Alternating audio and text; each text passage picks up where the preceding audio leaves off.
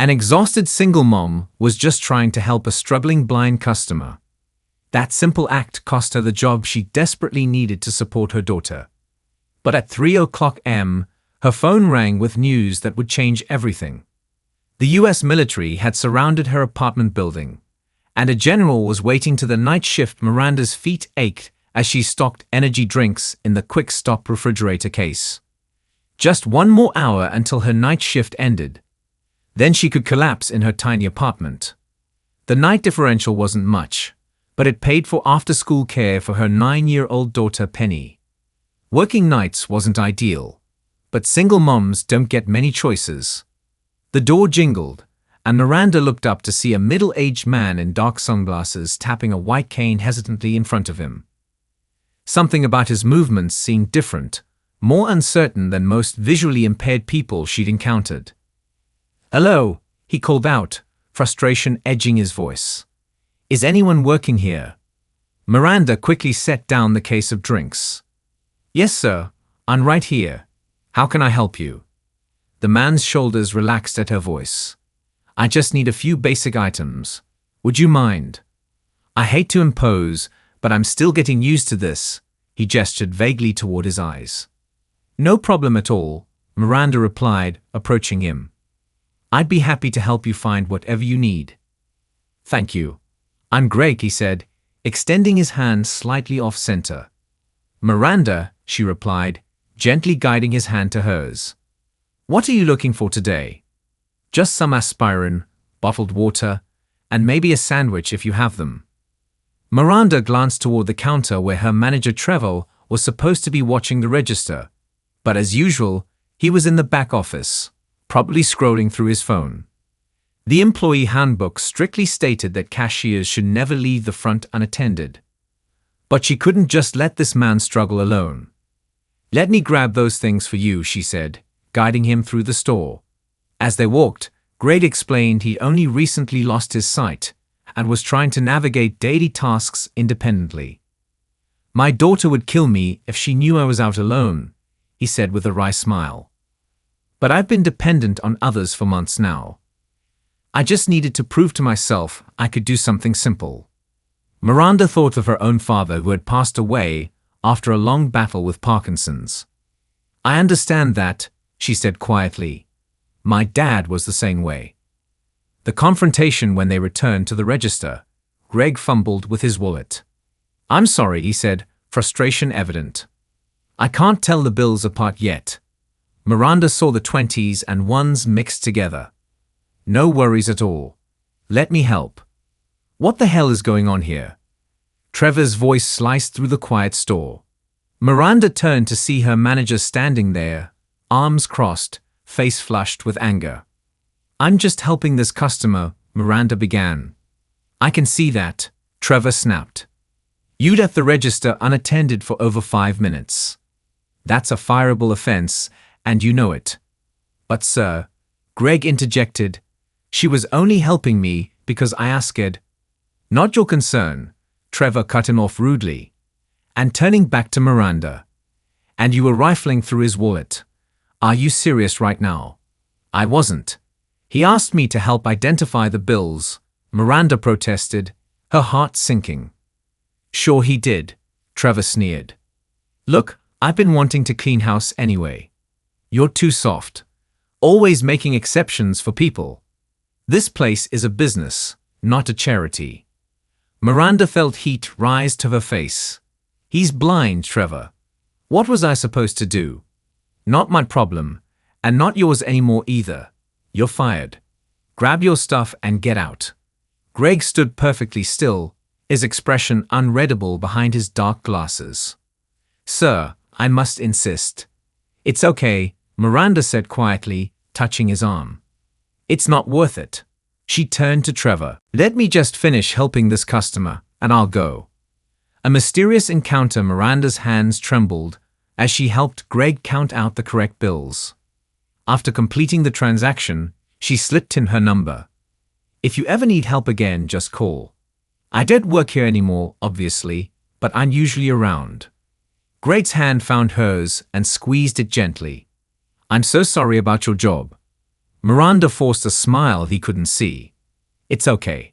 Something better will come along. But as she collected her few belongings, she wondered how she'd make rent this month. Jobs weren't easy to find in their small town, especially ones that worked with her need for night shifts. Outside in the cool night air, Miranda finally allowed a few tears to escape. Penny was staying with a neighbor tonight, which meant Miranda at least had a few hours to figure out what she'd tell her daughter about losing her job. I saw what happened in there. The voice startled her. Miranda spun around to find a woman in her 30s leaning against a black sedan in the parking lot, dressed in crisp business attire despite the late hour. "Excuse me?" Miranda asked, instinctively stepping back. "With that blind gentleman," the woman clarified. "Most people wouldn't have done what you did." "It wasn't anything special," Miranda replied cautiously. "Anyone would have helped him." The woman smiled slightly. "We both know that's not true." She offered Miranda a business card. "My name is Captain Diane Reynolds. If you're interested in a new job opportunity, give me a call tomorrow." Miranda took the card reflexively. It was plain white with just a name and phone number. No company, no title. "What kind of job?" she asked, suspicious. "One that values people who do the right thing, even when it costs them," Captain Reynolds replied cryptically. She opened her car door and paused. "Mr. Winters told me to thank you again for your help." Before Miranda could ask how she knew Greg's last name, the woman was driving away, leaving Miranda with more questions than answers.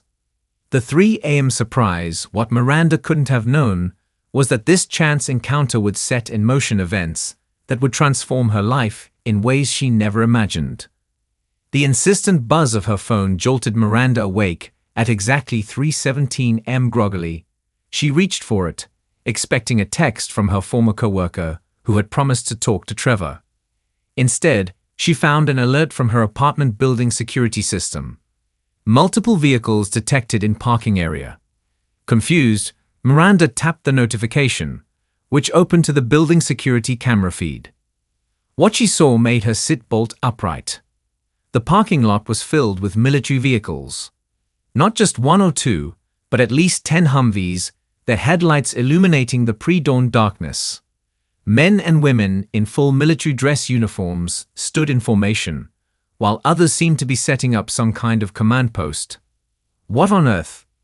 Miranda whispered, scrambling out of bed. She rushed to her window and peeked through the blinds. The camera hadn't been playing tricks on her. The entire parking lot looked like a military operation. Her phone rang, making her jump. The caller ID showed the building manager's name. "Hello," she answered tentatively. "Miss Walker, this is Jim from the front desk. I'm sorry to wake you, but there are some, military personnel here asking to speak with you. They say it's important." "Military personnel?" Miranda repeated, her mind racing. "Did they say what they want?" "No, ma'am, but there's a general here. A real general with stars and everything. Says it can't wait till morning." Miranda's hands shook as she quickly made herself presentable. What could the military possibly want with her? The general's visit, the elevator ride to the lobby felt eternal. When the doors finally opened, Miranda found her normally quiet apartment lobby transformed. A dozen uniformed officers stood at attention, while a distinguished man with silver hair and stars on his shoulders talked quietly with the wide-eyed building manager. The conversation stopped as she entered. Every head turned in her direction. "Miranda Walker?" the silver-haired man asked, stepping forward. "Yes," Miranda replied, her voice smaller than she intended. "What's going on?" "I'm General Robert Hayes," he said, extending his hand. "I apologize for the early hour and the dramatic entrance. But when we learned what happened at the quick stop last night, we felt immediate action was necessary." Miranda hesitantly shook his hand. "The quick stop? You mean me getting fired? I don't understand what that has to do with the military." General Hayes exchanged glances with a woman standing nearby. The same woman from the parking lot, Captain Reynolds. "Perhaps we should continue this conversation somewhere more private," the general suggested. 5 minutes later, Miranda found herself sitting in her small apartment living room across from General Hayes, Captain Reynolds, and 2 other high-ranking officers. The surreal nature of the situation wasn't lost on her. 4 decorated military officers perched on her second-hand furniture at 3:30 in the morning. "Ms. Walker," General Hayes began, "the man you assisted last night, the one who identified himself simply as Greg, is actually Major Gregory Winters, one of our most decorated Special Forces operatives." Miranda stared at them. The blind man. "Yes and no," Captain Reynolds interjected. "Major Winters suffered an injury during a classified operation 3 months ago that left him temporarily blind. He's scheduled for surgery next week that we believe will restore his sight. But in the meantime, he's been struggling with his independence. He went out against medical advice last night," another officer added. "Wanted to prove he could manage on his own. We had people following him discreetly, but we didn't intervene because this was important for his psychological recovery. Then we witnessed how you helped him," Captain Reynolds continued. "With dignity, respect, and kindness. And we saw what it cost you." Miranda shook her head, still processing. "Major Winters was deeply troubled by your termination," General Hayes explained. "When he returned to base and told us what happened, we reviewed the quick-stop security footage." "You can do that?" Miranda asked, surprised. The officers exchanged amused glances. "We have certain capabilities," the general said diplomatically.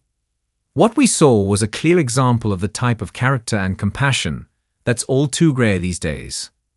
"I appreciate that," Miranda said carefully. "But I still don't understand why the military would care about a convenience store cashier losing her job." The officer General Hayes leaned forward. "Miss Walker, are you familiar with the Military Family Support Division?" Miranda shook her head. "We're a specialized unit that provides comprehensive services to military personnel and their families during deployments, medical crises, and transitions back to civilian life," he explained.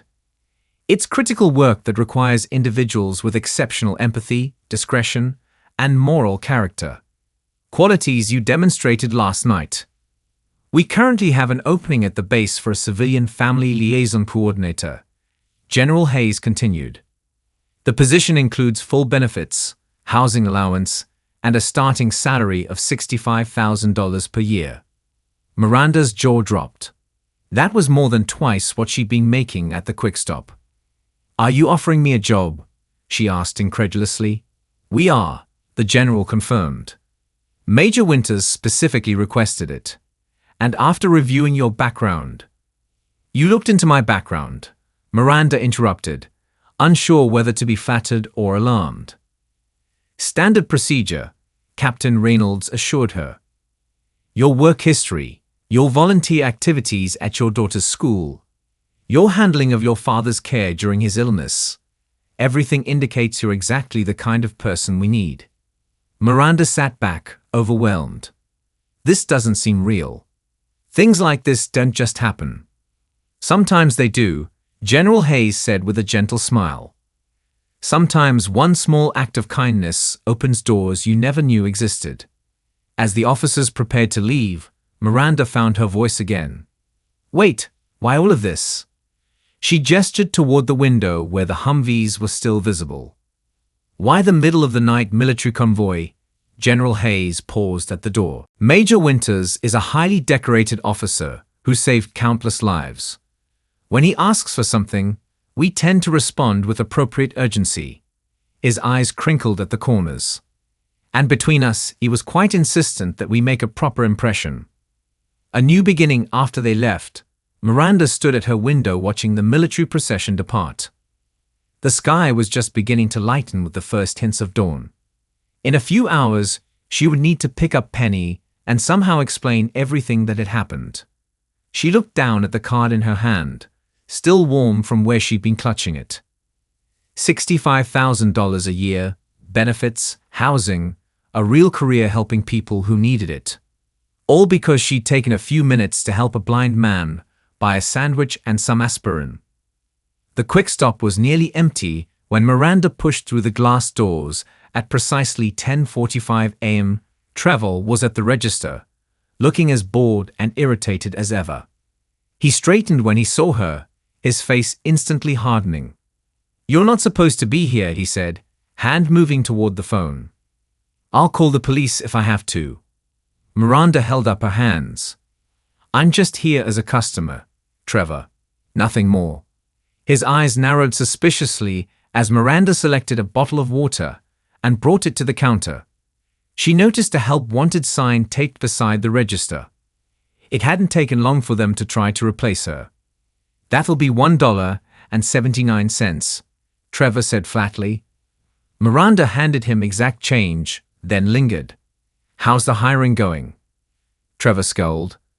"Not that it's any of your business, but the last 2 quit after 2 days. Nobody wants to work night shift." "That sounds stressful," Miranda said mildly. "Look, if you're here to beg for your job back, you're wasting your time," Trevor snapped. Miranda smiled. "Actually, I don't want my job back. I just wanted to thank you." "Thank me?" Trevor blinked in confusion. "For firing you?" "In a way, yes." Miranda took out her new official business card with the military insignia and slid it across the counter. "If you hadn't fired me for helping Major Winters, I wouldn't have been offered this." Trevor picked up the card, his expression changing from confusion to disbelief as he read it. "Military Family Support Division? This is some kind of joke, right?" "Not at all. The blind man I helped was a decorated Special Forces officer. His superiors were quite impressed when they reviewed the security footage and saw how you handled the situation." The color drained from Trevor's face. Security footage. They saw what happened. Every word, Miranda confirmed. "General Hayes was particularly interested in your management style." Trevor set the card down with trembling fingers. "Are you saying the military is watching the store?" Miranda shrugged. "I'm not at liberty to discuss operational details, but I can tell you that Major Winters has a lot of friends in high places, people who care about how veterans are treated." She picked up her water bottle and turned to leave, then paused. "Oh, and Trevor, I'd reconsider your policy about helping disabled customers. You never know who might be watching." A fresh start as Miranda pushed through the doors into the sunlight. She heard the distinct sound of Trevor frantically dialing the phone. She couldn't help but smile. It wasn't about revenge, but there was something deeply satisfying about Trevor finally understanding the consequences of his callousness. "But we're really going to live on an army base?" Penny asked for the 3rd time, her eyes wide with excitement as she bounced on her bed. Miranda smiled as she folded another of her daughter's t-shirts and placed it in the half-packed suitcase. It had been 2 weeks since that surreal pre-dawn meeting, and they were almost ready for the move. "Yes, sweetie. Our new house is right on the base, and you'll go to school there too." "Will there be other kids like me?" Penny asked, suddenly serious. Miranda sat down beside her daughter and tucked a strand of hair behind the girl's ear. "Lots of them. Kids whose parents work for the military, just like I will now. And the man you helped. He's a real hero. Major Winters. Yes, he is. You'll meet him tomorrow." Penny wrapped her small arms around Miranda's neck. "I knew you were special, Mom. Dad always said you had a heart bigger than the whole world." Miranda swallowed the lump in her throat. Tim had been gone for 4 years now, a construction accident that had left her a widow at 28. But sometimes Penny still remembered things he'd said. "I'm not special, honey. I just did what anyone should do." "That's what makes you special," Penny said with the simple wisdom of a 9-year-old. "You do the stuff everyone should do but don't." As Miranda held her daughter close, she marveled at how completely their lives had changed. A simple act of kindness in a convenience store had set off a chain of events that transformed their entire future. Sometimes the universe has a way of returning kindness when you least expect it. And sometimes doing the right thing in your darkest moment can lead to the brightest of new beginnings. This true story reminds us that kindness matters, even when it seems no one is watching. One small act of compassion can change everything, not just for the person you help, but for yourself as well. In a world where it's easy to look the other way, be like Miranda. Do what's right, even when it costs you something. Because you never know who's watching, and you never know what doors might open as a result. If you enjoyed this story, don't forget to hit the subscribe button and become a part of our Everyday Life Stories community, where we celebrate quiet strength, real struggles, and unexpected victories. Where are you watching from? Drop a comment below. We love hearing from our amazing viewers around the world.